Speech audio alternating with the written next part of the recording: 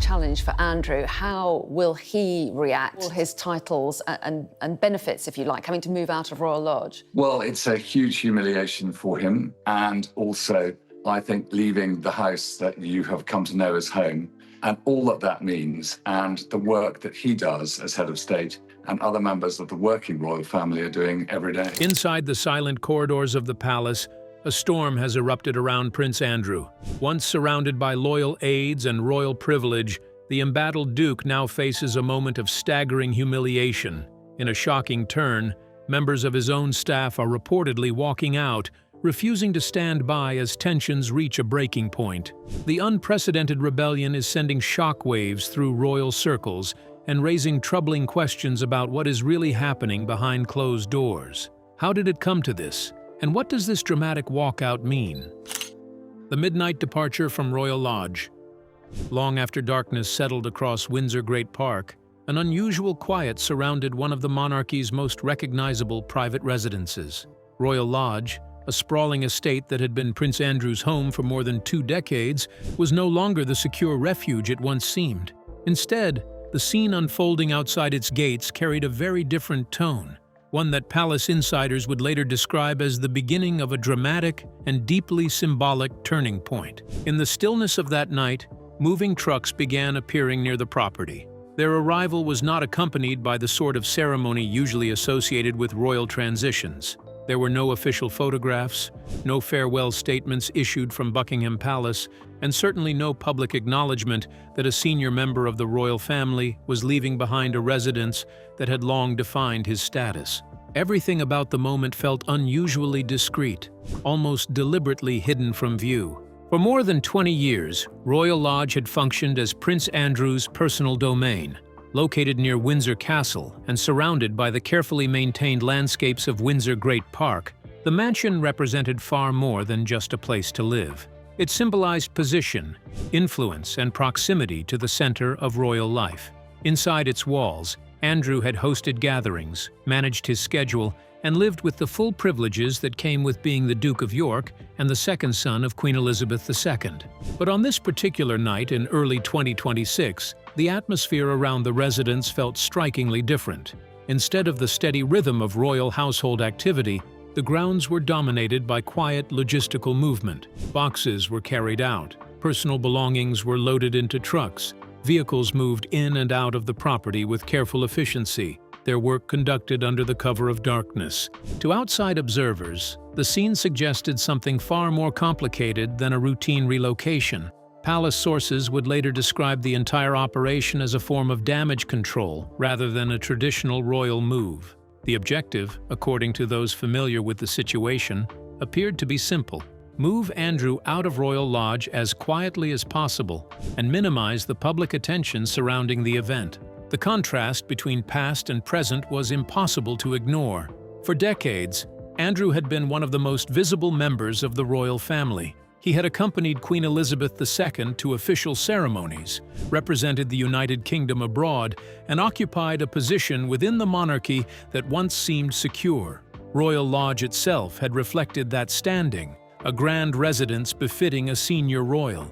Now, however, the departure unfolding under the dim glow of nightlights carried a very different message. The man who once stood confidently beside the monarch at global events was leaving his home in a manner that resembled retreat rather than celebration. There was no sense of transition to a new chapter of royal duty. Instead, the quiet exodus hinted at a deeper shift taking place within the institution itself. By the time the trucks finally began pulling away from the estate, Royal Lodge was already beginning to feel like a place that belonged to the past. The residence that had once represented Andrew's power now stood silent behind its gates, and as the vehicles disappeared into the darkness beyond Windsor Great Park, it became increasingly clear that this moment marked more than a simple change of address. It was the first visible sign that Prince Andrew's position within the royal world had changed in ways that few people would have imagined only a few years earlier, and that the consequences of that change were only beginning to unfold. But what if that quiet moment at Sandringham was more than a simple change of status?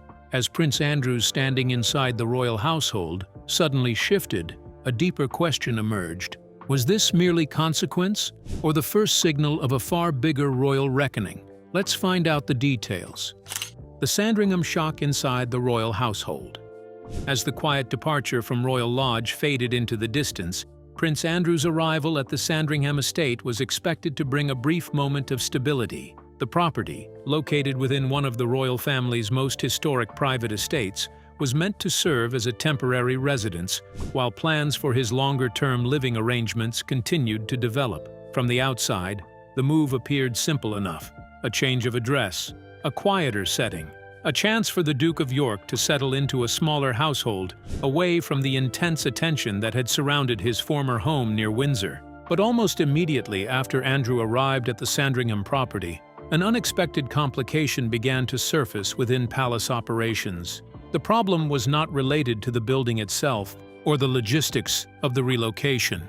Instead, it involved the very people who were expected to run the household. The staff assigned to support Andrew's new residence began quietly declining their roles. At first, the situation unfolded quietly behind the scenes. A position would remain unfilled. A scheduled staff rotation would suddenly change. A planned assignment would disappear from the internal schedules used by royal household employees.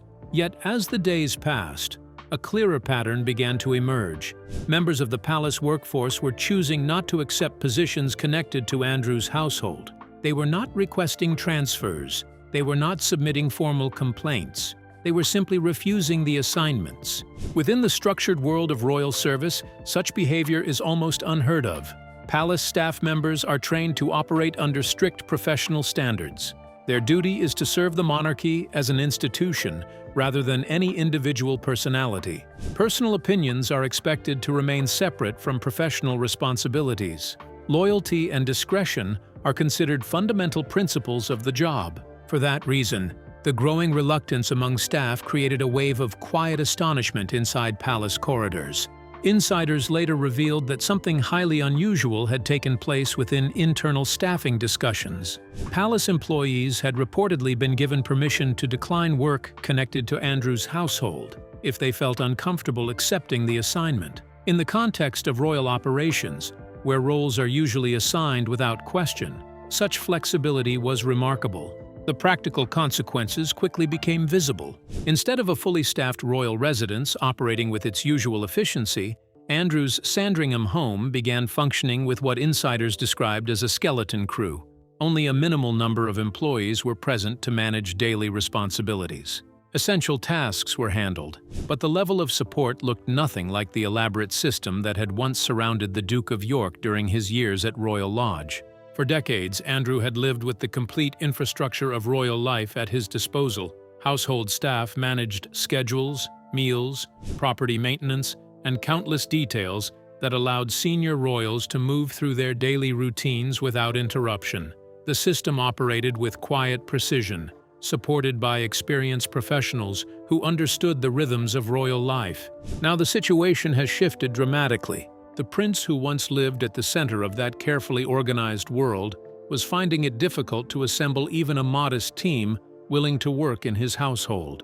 Within royal circles, the symbolism was impossible to miss. Loyalty had once been automatic. Service had once been expected. Yet in this new chapter of Andrew's life, the very people whose professions revolved around supporting the monarchy were choosing to keep their distance. And as word of the staffing difficulties began circulating among palace insiders and royal observers, the story started to take on a deeper meaning. What was unfolding inside the Sandringham residence was no longer simply a logistical challenge. It was becoming a powerful reflection of how dramatically Prince Andrew's standing within the royal system had changed. But as whispers spread through palace corridors, a troubling pattern emerged. Staff reluctance was no longer a routine problem. Had Prince Andrew's fading status quietly reached a point where even royal households could no longer pretend nothing had changed? Let's unravel the truth. When the palace whispers became impossible to ignore, the staffing crisis unfolding at Prince Andrew's new residence did not emerge from nowhere. To outside observers, it may have looked sudden, even shocking, But within royal circles, the roots of the problem had been quietly developing for many years. Long before the relocation to the Sandringham estate and the startling refusal of staff assignments, Andrew had already developed a reputation inside palace corridors that many employees found deeply challenging. According to individuals familiar with the inner workings of royal households, working for the Duke of York was often described as unpredictable. Former staff members, speaking privately over the years, recalled an environment that could shift rapidly from calm routine to intense pressure. Expectations were said to be extremely high. Requests could arrive suddenly and demand immediate attention. In some cases, employees described instructions that seemed difficult, if not impossible, to satisfy. Such stories rarely reached the public. The royal household has always operated under strict rules of discretion. Staff members are trained to keep internal matters private, and most employees honor that tradition carefully.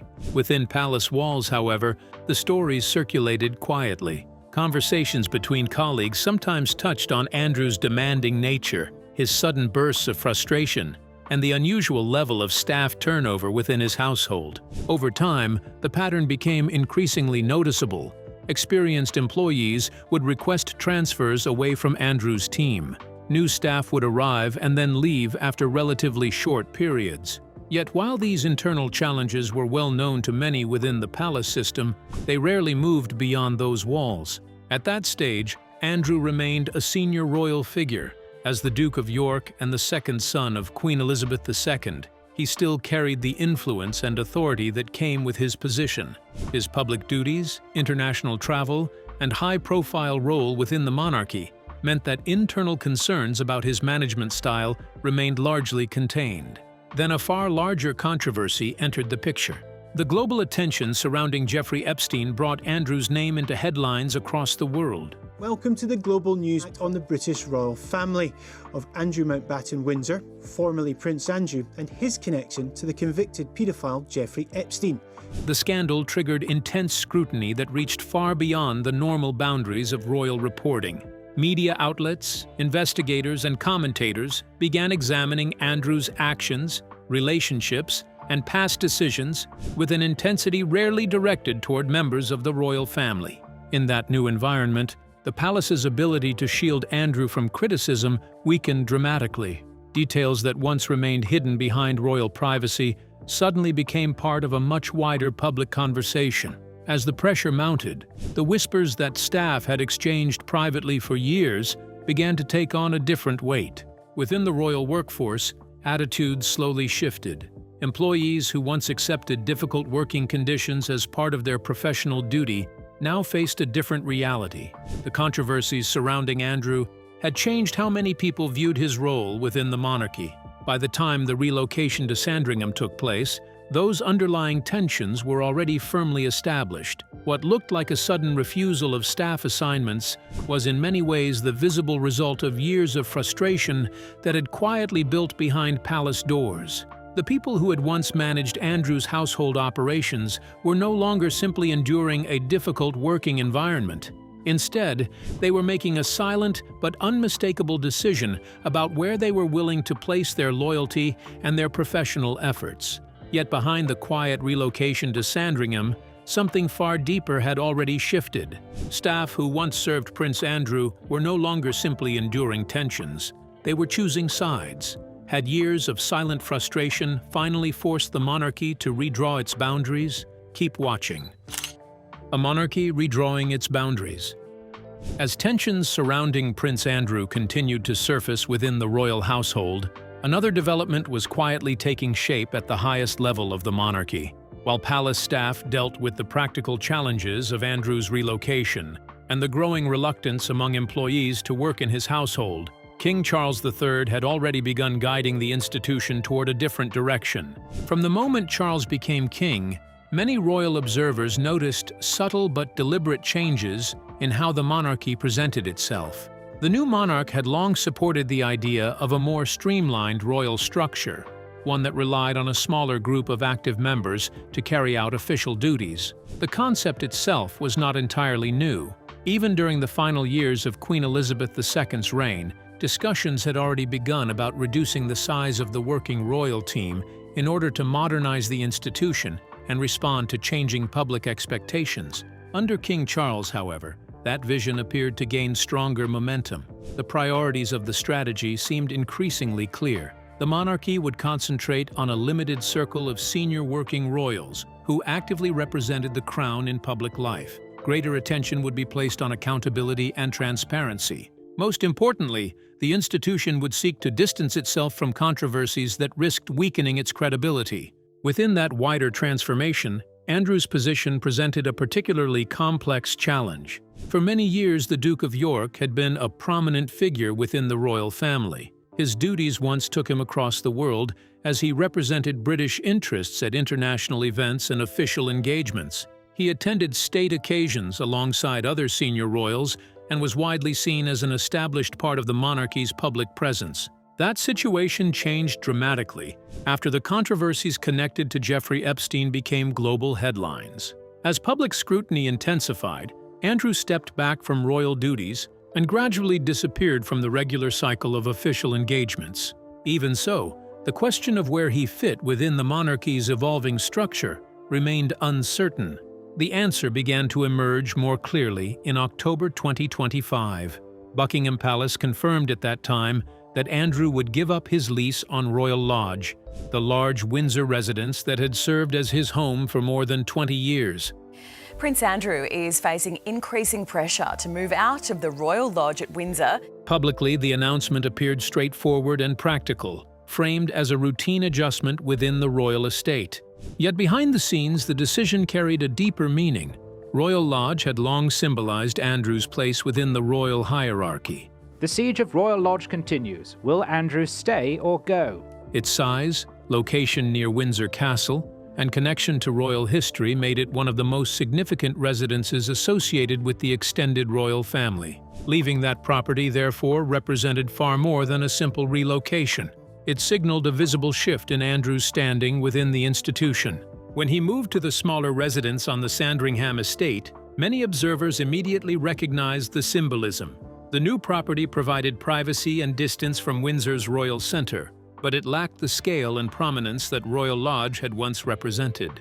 Within royal circles, the message was difficult to overlook. The monarchy was gradually redefining its public image and its internal structure, and Andrew no longer appeared to occupy the role he once held within that system. As Prince Andrew settled into a quieter Sandringham cottage, the shift felt symbolic. Royal Lodge once reflected status and proximity to power. Now the landscape looks different. Is this merely a change of residence, or the clearest signal yet that the monarchy is quietly redefining Andrew's place within its future? Stay with us. Adjusting to a smaller royal world. The decision to leave Royal Lodge did more than relocate Prince Andrew from one residence to another. It reshaped the entire structure of daily life that had surrounded him for decades. For most of his adult years, the Duke of York lived inside a carefully organized system created to support senior members of the royal family. Often described as the royal household machine, this structure ensured that every detail of a royal's routine operated smoothly behind the scenes. At Royal Lodge near Windsor Castle, Andrew's life followed that familiar rhythm. A network of trained staff managed the countless details required to keep a large royal residence functioning efficiently. Household employees oversaw meals, schedules, and personal arrangements. Maintenance teams cared for the property and its surrounding grounds. Administrative staff coordinated daily activities, while security personnel ensured that operations ran with strict protection and privacy. Together, these roles created an environment where the royal resident could move through the day without worrying about ordinary logistical concerns. Royal Lodge itself reflected that way of life. The residence was widely known for its size and its connection to the wider royal estate surrounding Windsor Great Park. Its long history and impressive setting made it a property associated with prestige and royal tradition. Within its walls, Andrew lived in a manner that reflected both his place within the royal family and the privileges attached to his title as Duke of York. When he relocated to the Sandringham estate, however, the structure supporting that lifestyle began to change in noticeable ways. The new residence was smaller and far more private. The organization of the household became significantly reduced. Perhaps most importantly, the number of staff willing to work directly within Andrew's household had already been declining. As a result, the level of support that once surrounded him was dramatically scaled back. Instead of the full operational system that had existed at Royal Lodge, the Sandringham property now functioned with a much smaller team. Essential duties continued to be handled, but the elaborate layers of service that once defined Andrew's daily routine were no longer present in the same way. For someone who had spent most of his life within the protective environment of royal privilege, this shift created a completely different reality. Routines that once unfolded effortlessly now required more direct involvement. Tasks that had previously been organized by staff demanded greater personal attention. People familiar with the situation say the adjustment has not been easy. The contrast between Andrew's former residence and his new environment remains striking. Royal Lodge symbolized authority, status, and decades of royal tradition. The Sandringham cottage offers quiet surroundings and privacy, yet it lacks the scale and operational structure that once reflected his position within the monarchy. This contrast does more than change the scenery around him. It highlights how dramatically Andrew's circumstances have shifted. The prince, who once lived inside one of the most complex support systems in the country, now navigates a far more restrained version of royal life, one that reflects the broader transformation unfolding within the monarchy today. Yet the silence around him tells a deeper story. Once surrounded by royal privilege and powerful support, he now moves through a far quieter world. What caused this dramatic retreat from the center of power, and what does it reveal about the monarchy's changing future? Stay tuned. The quiet distance within the royal family. As Prince Andrew settled into the quieter routine of life at the Sandringham estate, another change was gradually becoming visible inside the royal family. This shift did not arrive through dramatic announcements or official statements. Instead, it appeared slowly through the tone and direction of the monarchy's public presence. In recent years, senior members of the royal family have worked carefully to project stability and forward momentum. At the center of that effort stand Prince William and Catherine, the Prince and Princess of Wales. Through their public appearances, charitable initiatives, and official duties, they consistently highlight themes of modern leadership, social responsibility, and long-term commitment to national and international causes. Their messaging reflects a monarchy that is looking firmly toward the future. During speeches, royal engagements, and public events, the emphasis remains on continuity, renewal, and adaptation. The institution presents itself as evolving, while still protecting its traditions. Public attention is directed toward working royals who actively represent the crown and carry out its responsibilities in the modern era. Against this carefully constructed narrative, Andrew's situation creates an uncomfortable contrast. The controversies surrounding the Duke of York have not disappeared from public memory. Even as the monarchy tries to move forward, the lingering attention tied to his past repeatedly pulls the conversation in another direction. Each time Andrew's name appears in public discussion, it revives debates that the royal household would prefer to leave behind. Because of this tension, a noticeable shift has emerged in the way royal communications are presented. Official statements, speeches, and palace updates rarely mention Andrew. In many cases, his name is entirely absent from the wider story describing the monarchy's activities. When royal events, charities, and initiatives are discussed publicly, attention is focused almost exclusively on those members of the family who remain active in official duties. This quiet absence has not gone unnoticed. Observers of the monarchy often watch closely for subtle signals in royal messaging. In an institution where symbolism and tradition carry deep meaning, silence can sometimes speak louder than direct statements. When a royal figure gradually disappears from official communication, it often suggests a deeper institutional decision about representation and responsibility. Andrew still remains, technically, a member of the royal family. His title as Duke of York has not vanished from historical record, and his place within the royal lineage remains unchanged. Yet the public image of the monarchy now appears to function without his involvement. The contrast becomes particularly clear during major royal engagements and ceremonial occasions. Photographs, media coverage, and official reports highlight those family members who actively perform royal duties. In these carefully composed images of modern royal life, Andrew's absence itself becomes part of the story. Inside palace circles, this evolving situation has created a quiet but unmistakable divide. One side of the royal family focuses on stability, continuity, and progress. The other remains connected to controversies that the institution has spent years trying to manage. The distance between these two realities rarely needs to be spoken aloud. Through careful messaging and selective visibility, the monarchy continues shaping a future narrative that moves steadily forward, while Andrew's role grows increasingly distant. Yet behind palace walls, two very different royal realities are quietly unfolding. One moves the monarchy forward with precision and control. The other fades into the shadows. But as Prince Andrew disappears from view, what truth is the palace carefully avoiding? Stay glued. The meaning behind a royal downfall.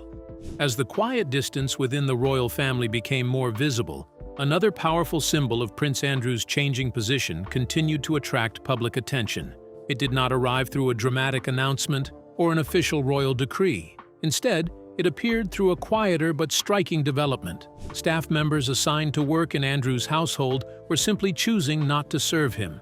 At first glance, the staffing problems at Andrew's residence on the Sandringham estate might appear to be routine household adjustments. Royal properties require employees to manage daily operations, and staff changes are not unusual when a member of the royal family relocates. Yet the circumstances surrounding Andrew's household quickly suggested something far deeper than normal logistical changes. The refusal of staff assignments revealed how dramatically Andrew's standing within the royal system had shifted. For most of his life, the Duke of York existed within a world where loyalty and service were constant. As the son of Queen Elizabeth II, he grew up surrounded by the traditions and privileges that shaped royal life.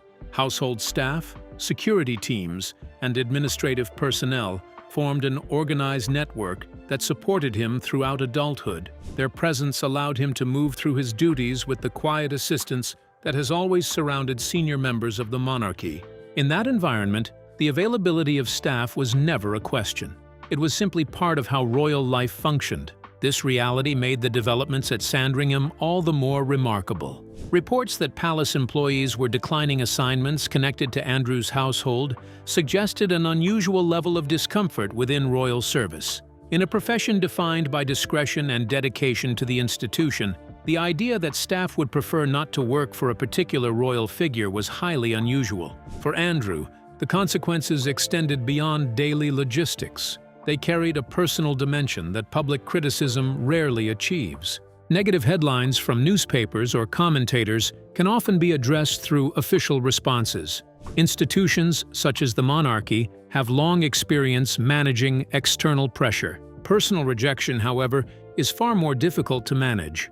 When the individuals whose professional role is to assist and support a household begin quietly stepping away, the message cannot easily be softened or explained away. This is why the story of the staff refusals has captured so much attention among observers of the monarchy. It represents a moment when the protective structure that once surrounded Andrew appears to have weakened in a visible and undeniable way. Life at the Sandringham cottage now reflects that transformation. The residence offers privacy and distance from the intense attention that once followed him during his years as a working royal. Yet it also serves as a reminder of how far his circumstances have shifted. Not long ago, Andrew regularly appeared at major royal events.